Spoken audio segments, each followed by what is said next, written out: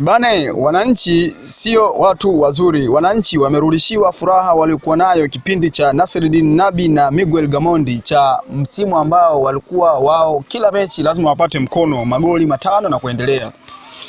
Ni kama vile furaha imerudi kwa wananchi, lakini ni majonzi kwa Mbeya City, na hii ni baada ya jana kupata kipigo kitakatifu, kipigo kikali, kipigo ambacho hakivumiliki. Kipigo ambacho hata Mashujaa pia ndani ya mwaka huu wamekipata goli 6.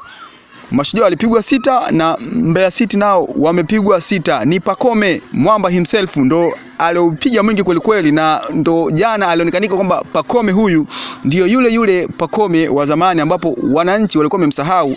Jana alionyesha makali yake, na hii ni baada ya kuingia kambani mara 2.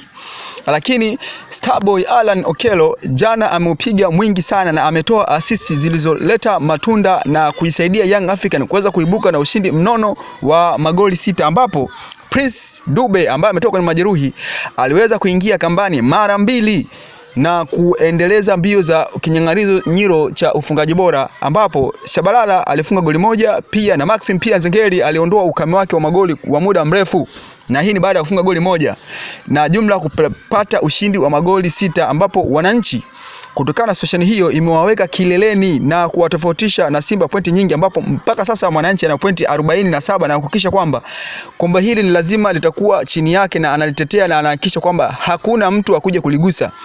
Kutokana na situation hiyo haikuwa jambo zuri kwa Mbeya, na hii ni baada ya wao kutokubaliana na matokeo, na nakumbuka kwenye press yao walidai kwamba wanakuja da sio kushangaa mataa, wanakuja kuwapiga wananchi kweli na wakiwa kwao. Lakini sasa badala ya kuja kuwapiga wananchi walijikuta wanashangaa mataa. Wale walisema kwamba hawatayashangaa, na wananchi wakajikuta wanajipigia tu kama ngoma. Na kutokana na situation hiyo Mbeya City wameamua kumfukuza kocha wao Maxime na kumnyima ugali na kuonekana kwamba hafai. Kutokana na ushindi ule walioupata wamefunga magoli kirahisi sana. Kutokana na situation hiyo Young African wamezidi kuimarika zaidi. Ndugu mtazamaji, msikilize kocha wao akisema, pole kwa matokeo, sio mazuri kwa upande wako. Kwanza nakumbuka kwenye press ulizungumza kufungwa kwa timu yoyote huenda wachezaji wanakuwa hawako sawa kwa siku hiyo. Nataka kusikia kutoka kwako, wachezaji wako leo hawako sawa, karuhusu magoli mengi katika kipindi cha kwanza.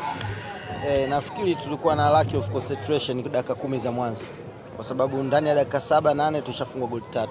Ina maana game ndio ilianza kuharibikia hapo. Ubora wa Young Africans ulikuwa sehemu gani leo? Yanga, unajua Yanga, Simba, Azam ni timu ambazo zina wachezaji wana quality ya hali ya juu. Kwa hiyo unaona ndani ya dakika 10 tumefanya makosa yote wameyatumia. Kwa hiyo unapocheza na timu kama hizi ukifanya makosa tena ya kitoto ya kizembe kama yale wanakuwa zibu.